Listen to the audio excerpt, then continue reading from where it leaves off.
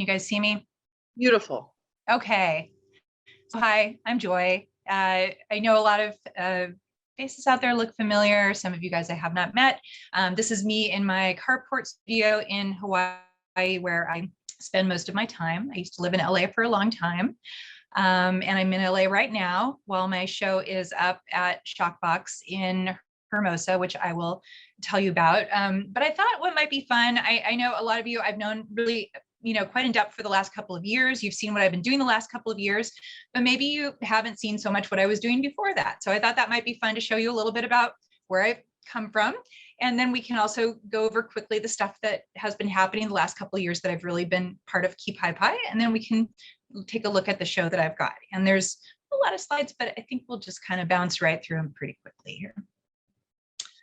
So first, I just wanted to say thank you, Andy, and thank you, Kipaipai. And these are all the Kipaipai events that I've gone to over the last few years. And this just makes me kind of emotional, actually, looking at this now. And it's just such a wonderful community, and I'm really happy to be part of it. I'm going to get off this slide because I'm going to start crying. So we'll just go on. So this is where I'm from, is far Northern California, Arcata, Humboldt County. This is our little downtown plaza area that I spent a lot of my misspent youth on. And it's known for redwood trees in Humboldt State, and pot is basically where I'm from. Behind the redwood curtain, as they say. I went off to college at this place, Sarah Lawrence in New York. This was a huge change. A little girl from a public school in a small town going to a big fancy East Coast college. After that, I moved to LA. I was in bands for a long time. Here's some of the highlights here from that era, and had a lot of fun. And did all kinds of fun stuff. So I produced music videos. I got to work with Spike Jonze and Danny Elfman. I executive produced a charity record for Rock for Choice that came out on Sony. I met some cool artists. So this guy named Wolfgang Tillman stayed at my apartment once, took this photo of me. And now one of my life dreams is that I can actually buy this at Sotheby's someday. And, along the way I was making art, but I never considered myself to be, capital A, an artist. But it's funny, I was at my parents' house a couple of years ago and I came across these that I'd made as little gifts for my family members, probably when I was in high school or maybe college. And it was just interesting to see there's obviously some connection between this and the work that I'm doing now. So I'm like, some ideas were just there percolating under the surface all along. And so the story of how those ideas percolated to the surface, I was kind of thinking about this embroidery, and I grew up going into a Methodist church, and we would have these things called rummage sales, and the older ladies in the church would embroider these little embroideries onto pillowcases and tea towels and so forth to sell them to raise money for the church. And I always loved these. I love these so much. So I thought, well, that would be fun to do something like this, but what can I do that's, a little more up to date from a graphical standpoint? So I started with these, and these are my first little embroideries that I did. So obviously emojis. And then I thought, well, what else can I embroider next? And I like this idea of doing digital stuff. So I got obsessed with these kind of silhouette graphics, vector graphics that you can find on Google. And so I did this whole series of kind of these business guys, kind of poignant businessmen, a little like angsty, I felt. And I did these sort of cheerful weapons. Some of these, they were in my first show at Shockbox. And kind of, was playing around with these different forms. I did this series on what if Patty Hearst had done embroidery while she was held captive by the Sudanese Liberation Army. So that was fun. I did a series where I took simplicity patterns and gave them weapons. So very violent for some reason. But I was really sort of, at this point, I was enjoying it, but I was also kind of coming up on limitations of this sort of art practice that I had created for myself, which is that it was, there was one creative moment that was happening, and that was right before this design got applied to the fabric. The coming up with the idea was the creative part, and then everything else was just execution. And I was getting more and more irritated and frustrated that this didn't really have any room for emotion and expression and intuition and aggression and anything really, that I was feeling. So I thought I need to really tear down this embroidery practice and build it up again as something that I can really, that has room for me in it. And so this began, I got rid of my hoops, I got rid of my embroidery stitches and my little light box that I was tracing my patterns on with. And I really took as my spirit animals these two guys. I said, if Basquiat and Pollock could do embroidery, what would that look like? What would that embroidery be? How would that energy and that improvisational idea get into embroidery? And so I gave myself just a simple rule, which is I couldn't plan ahead. I had to take thread and a needle and fabric and just go. So I'll show you some of the things that came out of these early experiments. So a lot of use of text. Christine Shoemaker has this one. And really just starting to develop this kind of early vocabulary of what might my own embroidery stitches look like. That intensity and that velocity of this moment into embroidery, which, you know, and if you guys have never done embroidery, if you don't go very slowly while you're embroidering, you'll screw it up. Something will go wrong. So you're forced to go at this painstaking pace. And I wanted to break that. I wanted to go fast. So a few other things, getting into other materials here, like hardware store string, which I still really love today, and bringing in pastels, even going into some paperwork, just to kind of, again, go fast. And then around this time, I started feeling like this work kind of wants to be out. This was, at this point, it's still been a very personal, private art practice. And I kind of started to feel like this might be something that I want to start sharing at this point. So one of the first things I did was I made these little pieces and I went down to Santa Monica and I kind of put them around. And as those of you in Kimberly's class, if I've talked, this is my site-specific installation. And so I stashed these all around the boardwalk. I did the same thing in Sonoma at the little square there. And so this was fun. And then I was also trying to work bigger. So in addition to going small, I wanted to go big. And so trying to figure out how to use textiles in a way that could actually go big and not be just a big, boring, empty canvas. So I tried using ropes. This is about 18 inches by 18 inches. And the rope this is the problem. The rope is very heavy and starts to pull on it. So I'm like, okay, that's maybe not going to be a great solution. I tried sort of expanding the stitching over the canvas. I tried using, stacking up thread. Maybe I can make more dimension and texture out of thread and textile materials. And then I kind of discovered spray paint, and these ended up in a show that Andy curated in Hawaii. So trying, again, to fill up that background. This is a larger piece that ended up, this is a show in Hilo that happened. So there was my piece, and here's a couple of those X's over here. But I was still kind of frustrated here. I was like, there's something happening, I'm missing it. And again, I had a little aha moment. I'm going to give credit to another artist here, Jennifer Guidi. I was in LA, I went to the Marciano Foundation and saw some of her sand paintings. And I was like, oh, hello texture. And I remember that trip so well. I think, Mike, it might've been the trip that I actually met you on when I was in LA. And I just was like, I was seeing texture everywhere. I was seeing texture in Hawaii. I was seeing texture on the street. I was seeing texture in underpasses. And this really started to click in my head. These textures, these marks, this kind of, I don't even know what to call it, but it started making its way into my work. So I started, as I do, I just started kind of wildly experimenting. I think this one uses toilet paper, uses string, like any material I could get my hands on. I was pulling it in and seeing what it did and how that would work. And these pieces actually got into a fiber exhibit, Woven Stories, that Andy did at the Museum of Art and History in Lancaster. So this is how those all came together into this big piece called Dream Inventories. And they were suspended from monofilament. And there's actually a tie-in between that and the show that I'm doing now, which is kind of fun to have it come back around full circle. And where this led is into the work that eventually would become part of my show at Launch LA with Samuel. It was a 2-person show in September of 2019, and curated by Andy. And this is a real Kipaipai moment, this show. And so really starting to figure out a way for me to use this texture and these marks and all the work that had been going into this to really get into what I was interested in, which is this kind of conversation between past and future and memory and history and, you know, what's inside, what's outside, getting to some psychological and poetic maybe terrain. And here's that show at launch. And then we had a pandemic happen not long after that.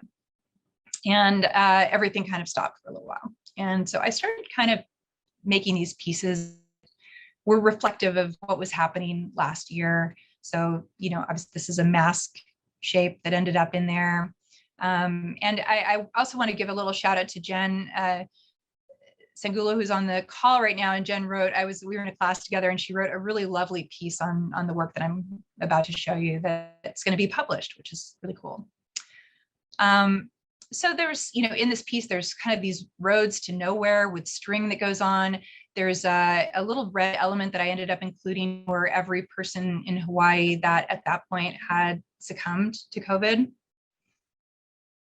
And all of this ended up in what is my biggest piece that I've done so far, which I call Plague Manifesto. And this piece of fabric is about 20 feet long by 4 feet wide. And it's in the shape of what was the COVID case curve in Hawaii at that point. So that was kind of interesting to tie what I was doing to something really tangible in the outside world. And here's an installation view at the Kahilu Theater in Waimea. Okay, so since then, I've started the MFA program at School of the Art Institute in Chicago. This last summer kicked that off. And at the same time, here we are with this solo show happening at Shockbox. So this is the name of the show. And really what it's about is looking at the boundary between the seen and the unseen world. So ghost, you know, this is an old one, ghost chapters, should be ghost visions. Anyway, a ghost is a little bit of a shout out to Halloween because that's the last day of my show. And also a ghost is something from the unseen world that is making itself known in our world. So it's a little reminder of the mysteriousness of life, that we can think that we know everything there is to know and nothing will surprise us. And we're just going through and doing the stuff that we know to do. And then there's the other stuff that we don't know. And that's the part that I really love to think about and to try to draw out and draw into my work. And so in some ways, all the pieces in the show are like controlled experiments that try to get that unseen world to come out and show itself to us in different ways. That's the kind of common thread. So here are a few installation shots. I have to say, I was in the space yesterday with a photographer. We have beautiful shots, but I don't have them yet. So we have, these are taken by lovely visitors to the gallery over the last couple of weeks.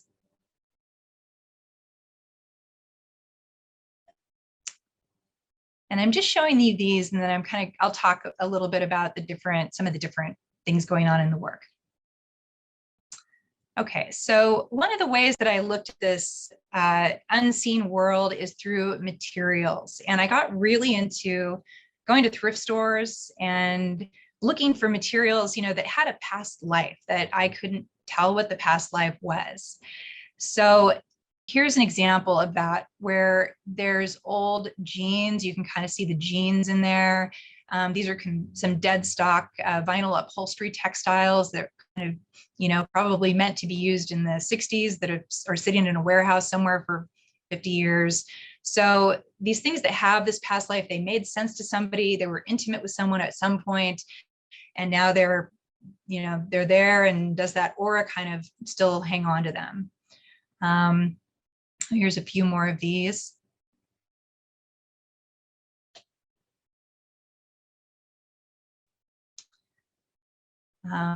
And then also looking at, while I was at the thrift store, other things started catching my eye. So some little figurines and some stuffed animals. And so these have been incorporated into the show as well. I made these little mummies and they're hanging from the ceiling of the gallery. And I feel very tenderly towards them, I have to say. Sometimes I have to apologize to them for what I've done. Okay, so then the next set of paintings that I want to talk about, different set of experiments here, is ghost impressions. And this is the beginning of where these paintings came from, which is when I am making my paintings, I work flat on a drop cloth. And this is what the drop cloths end up looking like. And so I got really interested in these marks. I thought, what is going on there? I'm making this is another painting that I'm making while I'm making the painting that I think I'm making. I'm making two paintings. Or similarly, if I sew a word into a piece of fabric, there's this other words that appear on the back of the fabric that are kind of interesting. So I got kind of interested in this. What is the relationship between these two paintings or these two words, the conscious one and the unconscious one, maybe? And then I heard about, here's Jack Whitten, is this artist who these slab paintings, and he scraped huge amounts of paint over some stuff that he put underneath sticks and things, and it would leave these strange marks that were kind of accidental. He couldn't predict where those marks were going to happen. And he gave a shout out to the surrealists who did this thing called frottage, which is, I guess, is a sexy kind of rubbing, but they would rub their paintings and things, marks would come through in that way. So there's kind of this tradition of that sort of idea of, marks, paint going through things, coming up from things, that kind of texture. All that to say, these are the pieces that came out of that. So in these, I kind of took that idea of these drop cloth marks and started to kind of create them on my actual canvases, and to then take those pieces and layer them again and layer them again and rub more texture through them. And so all these marks were made really indirectly, either through paint leaking through or through, marks being made kind of like a grave rubbing coming up from the bottom. So yeah. So that's this series. And then the final thing that I wanted to share is sort of markings. And so here's some fun things that kind of came up when I was doing research around this body of work. This is from the Victorian era, ghost signatures. So they would have people, this was a parlor game. They'd have you write your signature in a big, mushy ballpoint or fountain pen. They'd fold it over. And this was, if you were a ghost, this is what your signature would look like. And they would collect these. This is Marcel Duchamp, did a thing where he would drop some string from the ground and then, make these little wooden pieces in the shape of the string. And of course, William Burroughs and his cut up method. I've been loving on Burroughs ever since high school. So for these pieces, I started using string in some of my work as a kind of unreadable handwriting. So I took that image of the string and, at my fabulous college with all of its great equipment, was able to burn this into some metal work, which I then was able to rust. So I call these ghost signatures. And here's kind of the installation that we have. They are hanging from monofilament. So this is a nice tie back to that installation at MOA, I think. And then here's a couple other pieces in that line of mark making and sort of thinking about redactions and layers and going through and things that you can see and things that you can't see. So again, tie these back to marks. So that's basically it. And there are some events coming up. I'm going to be at the gallery this Sunday from 11 to 1. If you want to see it in person, that would make me very happy. I'm happy to give you a tour. Come on by. The gallery is open by appointment only. So if you do want to see it at a different time, just reach out to me or Mike, who runs the gallery, who's on the call. Next Wednesday, Shane and I are going to have some kind of a witchy, spooky candlelit conversation as well. And on the closing day, which is Halloween, Jonathan Schleyer, my cosmic buddy friend, is going to come and do a guided meditation. If you heard about the launch show, he also did a sound bath for that. So he's he's really cool. He can, I think he's going to bring some interesting perspectives to the exhibition. I think that's it. That's awesome. I love this presentation. I love this work. I love what you're working on. I want to kind of open it up to our audience here. And I don't know if you want to just go ahead and unshare your page there. Yeah. Let's see. I'm going to look through the chat here and see if we can find some. Why is this coming up in the middle of your face? Hold on. I'm fixing the recording here. View. There we go. Okay. So we are going to back to the chat and we're going to go, because there were a couple of questions, I think, along the way. Christine Schumacher says, are you still using black volcanic sand in your work? I mean, I am using black sand for sure. So if you saw those little figurines that are gallery, those have sand on them. But I do want to say I would never use actual volcanic sand. That would be, I think, not good to do. So Pele doesn't allow for that. No. No, we don't do that. So just so you all know, if you ever go to Hawaii, don't take sand, shells, or anything that's volcanic off the island. Or rocks. Really don't take anything off the island. Don't take anything off the island. But yeah, don't do that. Yeah. Let's see. I'm looking through here. We get a t-shirt maybe? You can take a t-shirt. Yeah. Who said that?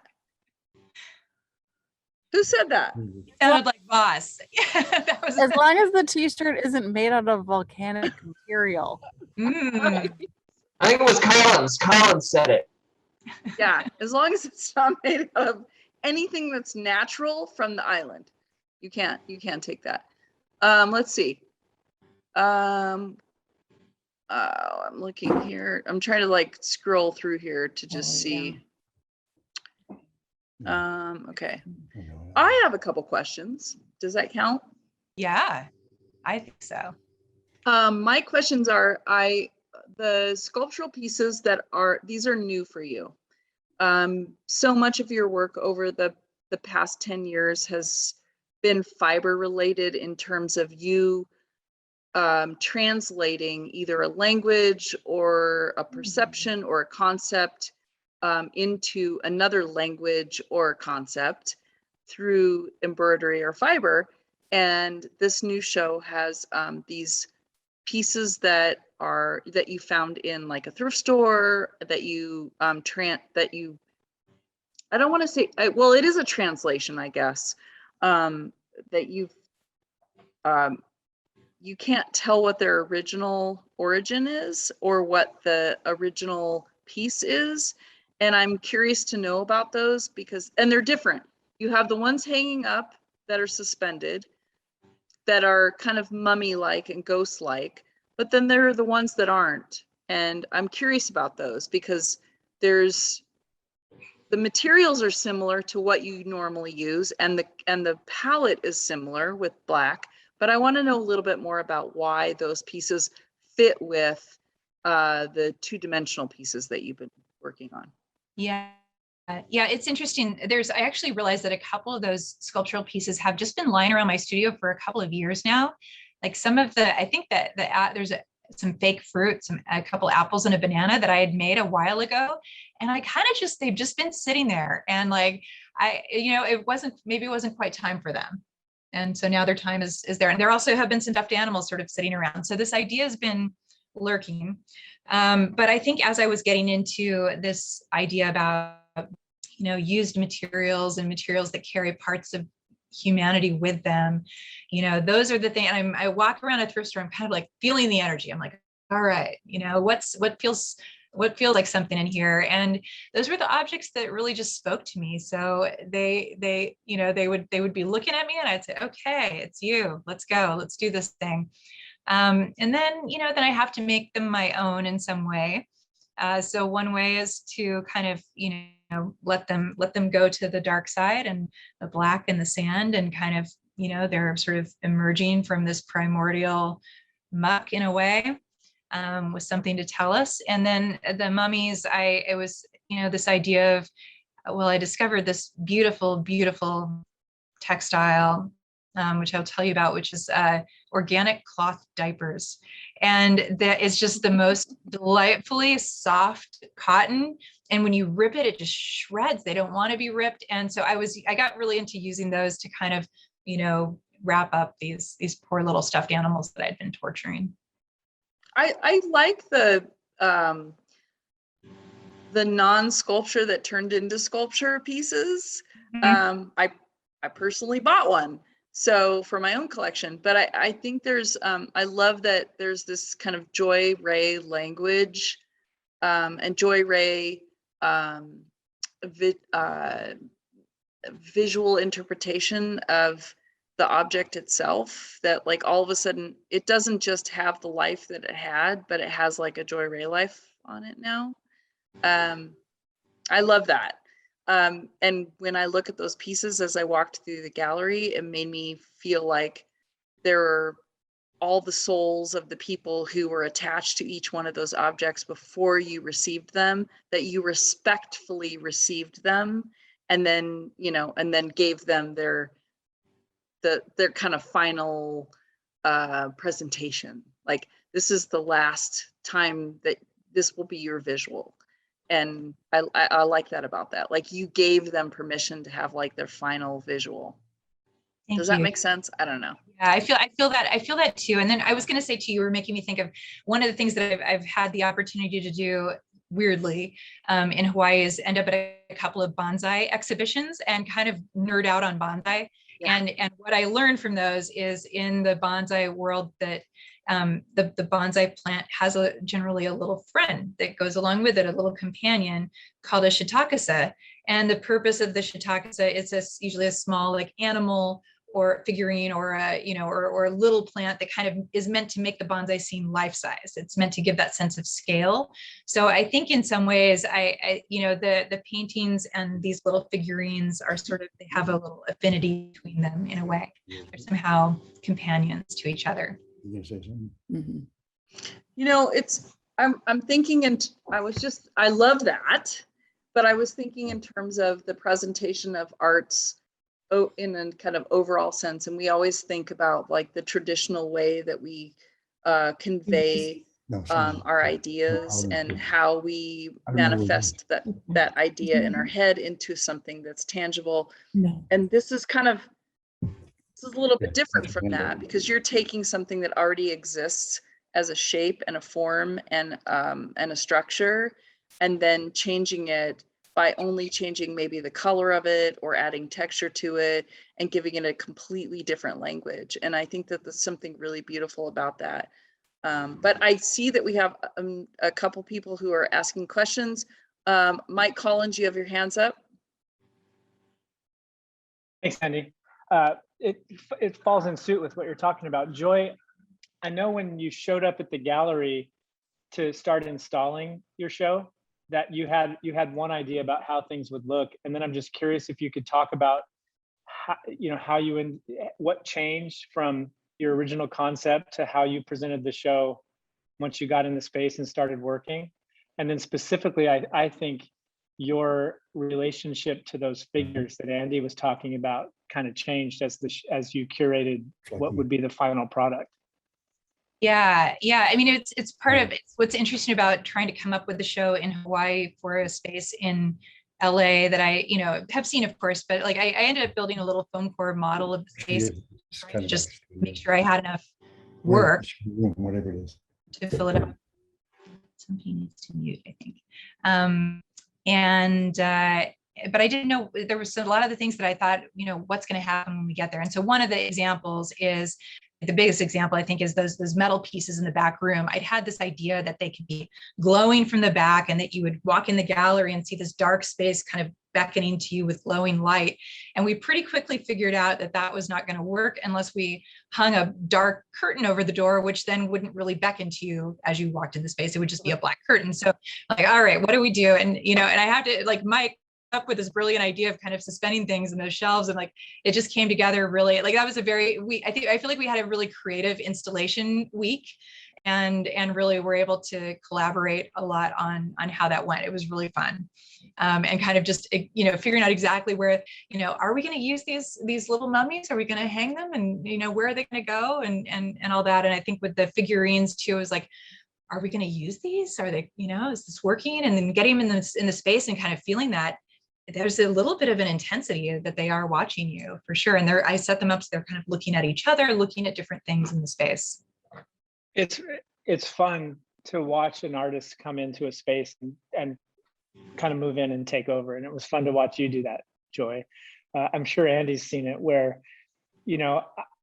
as somebody who helped with this show, I want you to run with it, but I also, because it's a space I'm familiar with, I might have a couple of ideas, but it's always fun to kind of figure out how I'm going to dance with an artist. And it was so much fun knowing you for as long as I have to watch you get in there and take over. So thanks for the shout out, but it's all you, Joy.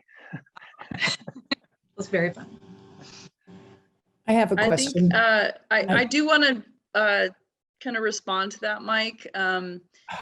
One of the beautiful things about being in a museum space is that we get to offer the opportunity for artists to play, experiment, conceptualize in a non-commercial based experience so that they can make something that they don't have to worry about selling. And so for a museum show at MOA, yeah, definitely I have experience with that. And I'm excited to, and one of the things about Joy's piece, although she did make something that we could have sold or a commercial gallery could have sold in our, in the fiber exhibition that she was in last year, Woven Stories, there's something really unique about that. And I think for your space as well, you've allowed the artist to have some freedom in creating something other than let's put some 2D pieces that are static on a wall and hope that we sell them. And I applaud you for giving the artist the opportunity to be playful, to be creative, to be and to be able to conceptualize an installation that might not necessarily be something that they would do in a traditional commercial gallery. So hats off to you for doing that. And definitely, I mean, for me in a museum, that's obviously what we do, but it's nice to see that there are commercial galleries out there that allow the artists to be creative and express themselves in ways that you wouldn't be able to do when you're focused on what can we sell.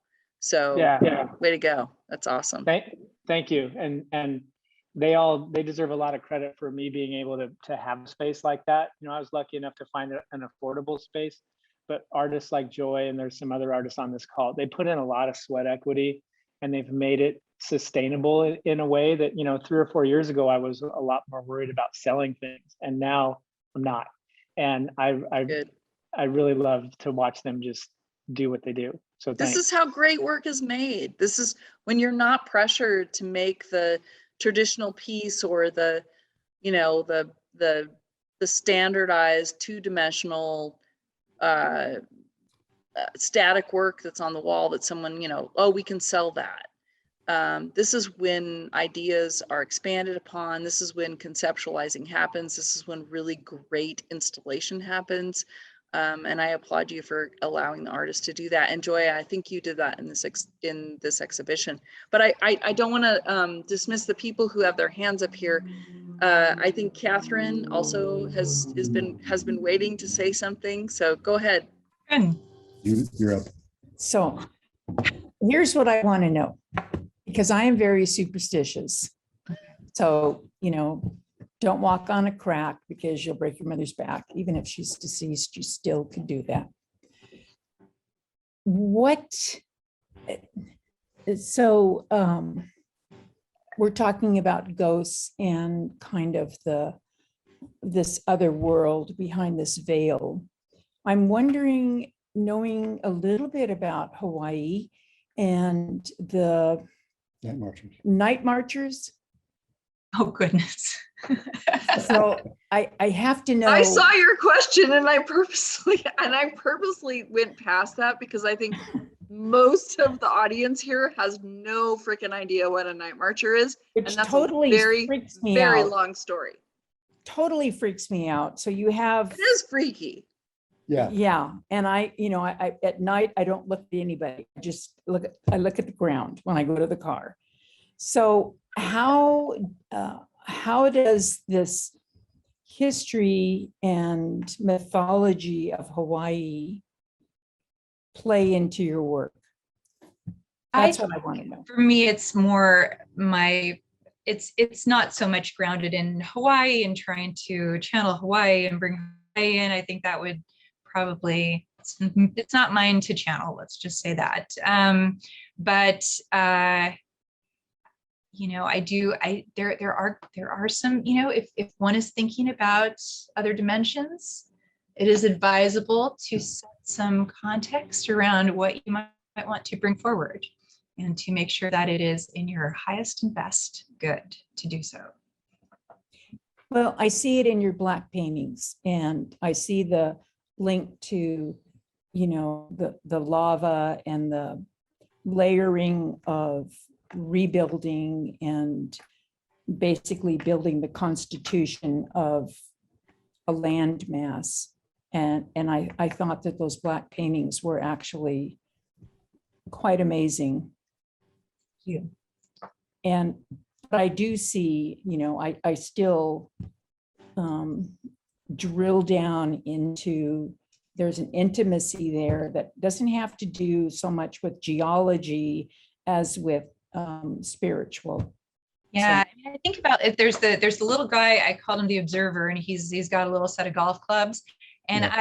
I get this real, I'm like, I can almost see where he was. I'm like, he was, in someone's home, probably for decades, just hanging out with those people, watching them, and still, like, what is he seeing? It makes me wonder.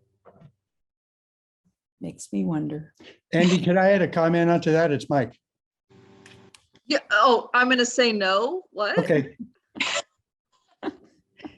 Sorry, Mike. No. it's all right. I'll just send it to you. Hey, Joy, real quickly, because I see there's other hands up and I don't want to take time. Your opening the other night, on more than one, this is a comment, and it's just to pat you on the back and say, way to go.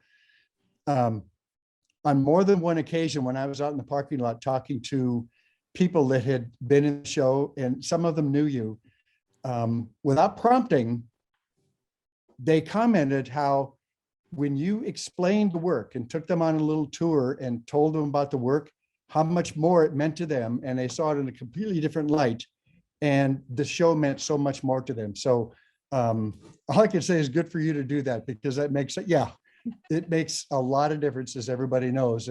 And as we all know, you're not shy with words. You put it together so well the other night. So bravo on everything you did. Well, thank Okay, you. I'm done, Andy. Thank you for your fine storytelling coaching. Thanks, Mike. I'm not laughing at you. I'm laughing with you. We've got night marchers outside. I got to go answer the door. Hang on. Okay. Owls I- everywhere. I Yeah. just need to bring this night Coming marcher. out of the thing. woodwork. I just need to talk about this night marcher thing. Hmm. And it's not specifically about night marchers. You can all look up night marchers Yeah. on, you can Google it and figure it out. But Joy's work is, and we talk about this all the time about how your work needs to tell your story. Joy's work definitely references the spiritual on two different levels. One, the place she lives in right now, which is the Big Island of Hawaii. It's a very spiritual place. There is a lot of really crazy stuff that happens there, whether you believe it or not. And I'm one of those, like, I don't know if I believe it kind of people, but I have to tell you, being on the Big Island, living part-time on the Big Island, I've had some very strange experiences that I would never have anywhere else. And her work, it deeply addresses those ideas and those like experiences, but it also isn't just about the Big Island. It is about being anywhere where you are experiencing your life as an individual, and the ghosts of the things that happen wherever you are, whether you're on the Big Island, whether you're in Los Angeles, whether you're in New York or Chicago. we have these moments where we have a connection to the past, the things that are happening around us, the current politics that are happening. There are moments of these like really spiritual awakenings that we have, and where we also look at like what happened before us. Are we responsible for that? And then we think about bigger and deeper subject matter. So it's not just the Big Island. I think that it's a very, it's more real about Hawaiians are, and the Hawaii culture is more accepting of the spiritual and the supernatural than anywhere else. But I think that those things happen everywhere. And it's not just about supernatural, it's just about recognizing like the spirit of things that happen before you and the spirit of things that you leave behind. And it doesn't matter where you are, that those things happen. And she's just lucky that she's in a place right now where she lives that we address that on a daily basis, and it's part of the culture. But It's I like think that new ground being made every day, and it's like living in this very unstable kind of like new place. But I Right. also, I also think like there's a part of that unknown and that ghost world is all of us as artists experience that when we create art. You have that feeling of the artist creating itself, and you're getting it from somewhere and you don't know where. Musician, when I was in bands, I would sit down and pick up my guitar and a song would pop out. And where did that song come from? And that's a really common phenomenon. And I think that kind of gets into this whole idea too of like, where is that coming from? Is that in here? Is it my subconscious expressing itself? Or is that am I just the channel for something? right, is there a resource somewhere where there's like the ultimate place where it's all coming from? But Yeah. it doesn't matter where I don't you want to solve are. that, by the way. I don't want to even know what it is in some ways. I love that there's that mystery and that there's more than meets the eye. There's more than what we, because it feels so in our society. It's like, oh, it's everything. That's exhausting. Then there's more. It can be surprising. I think we have one more question, and I don't know, Man v. Shadow. Mike Foss. Oh, you know who that is? I don't know who that is. Man v Shadow, yeah. Joy, I love the progression that I saw. I know a little bit about your history from within what I've seen through Shockbox, but I love the embroidery through the kind of the stencil inspired pieces that you did, and then I really dig what's going on with kind of the overspray and seeing what comes out from, onto just a canvas, protect the floor thing, you get that overspray and it just looks beautiful, but and then there's a huge jump to these Delilah based, plasma cutter pieces, which I own too. I haven't gotten them yet, Collins, but I've got two coming. What are you doing now, and when are you coming back to Chicago? I love this whole piece, and so I just wanted to throw that out there. So. Yeah, I'm excited. I feel like this show is kind of the beginning of something, and there's like I'm like, what if there was 1,000 of those mummies hanging from the ceiling, and what if those figurines were giant, and what kind of like bigger and more and deeper, and what like it just feels like the first step in a interesting voyage. Let's just say that. And I will be in Chicago next summer. For summer 2 of my MFA program. Hold on, there's another question here. Hold on, I'm looking for it. I just saw it and I accidentally, shoot. Here's a question. Do you know the work of Casey Zavalia? She does embroidery portraits, sometimes showing both sides. Oh wait, that's not, I don't think the name is right on that. I don't know that name. I'll look at it. Okay. That's her name. She shows with Michael Lyons Weir. Yeah, Oh. she does. He doesn't have a gallery anymore though.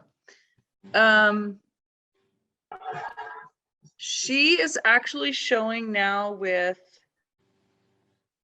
in LA with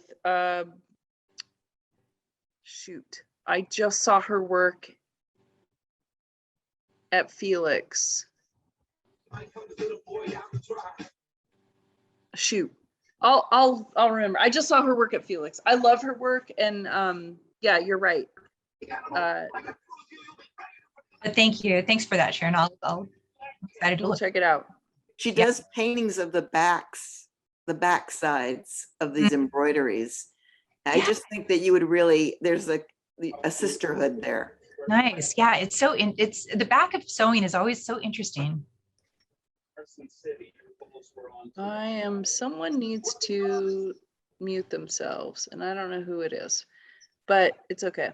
One more. I'm looking for another one here. I just saw it. How do you feel about the idea that your work serve as vehicles or cradles for spirits? I like that word cradle. That's an interesting word. Yeah, maybe they do. I don't know. You guys will have to tell me what you think. And one more thing, and you're gonna laugh at this, and only because we already have, I mean, you live on the Big Island and I have Big Island life. And Menahune. For those of you who don't know, Menahune are kind of mythical creatures in the Hawaiian culture, much like fairies, but not so sweet and innocent and sprite-like. They are actually known for building structures and infrastructure, and they're a very small people. They're mythical, and I think Gina mentions the Menahune as being part of that spirit culture, but you can check that out as well if you're looking. You can Google them.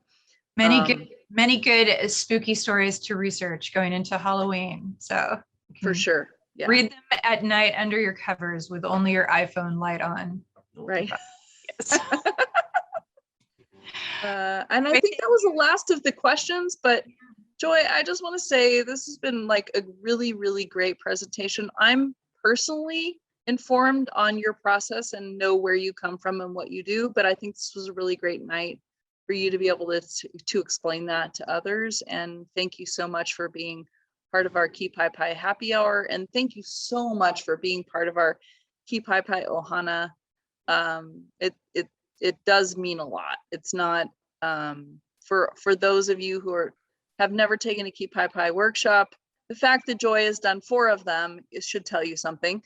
But we really are a big family, and we really do take care of each other, and we really are a community that is a resource for each other. So, but I want to give you, if you want to say something before we Yeah, close. it's really true, and I will actually say the same thing about Shockbox as well, that it's a great community and a really family atmosphere. And so for me, it's super gratifying that, the Kipaipai Ohana and the Shockbox Ohana are both here in the house at the same time.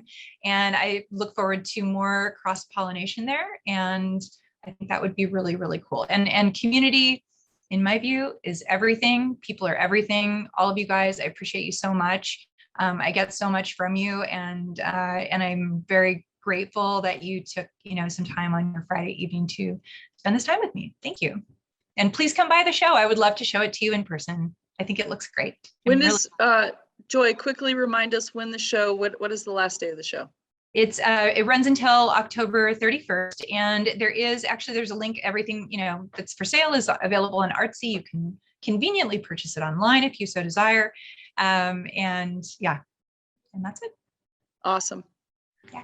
Thank you everyone for coming tonight, and thank you, Joy, for the beautiful presentation.